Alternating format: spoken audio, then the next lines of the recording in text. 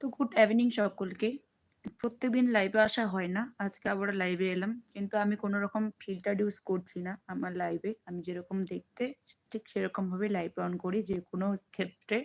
সে ফেসবুকে বলো আর ইউটিউবে এসেই বলো। তো ভেবেছিলাম ফেসবুকে লাইভ করব কিন্তু আজকে করছি না। আজকে করব ইউটিউবে লাইভটা।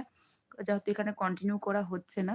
তো যাই হোক আমি জানি যে এই মুহূর্তে আমার লাইভটা কেউই দেখবে না বা দেখছো না। যদি নেক্সট পরে কেউ দেখে থাকো অবশ্যই আমার পাশে থেকো এবং আমাকে একটুখানি সাপোর্ট করো।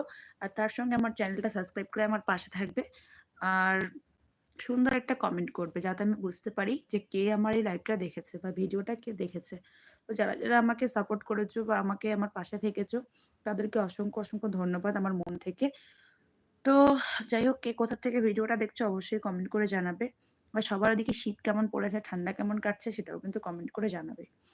তো চলো কেউ যদি লাইভটা দেখে থাকো অবশ্যই একটা কমেন্ট করো, তাহলে তোমাদের সঙ্গে গল্পগুজব অনেক হবে।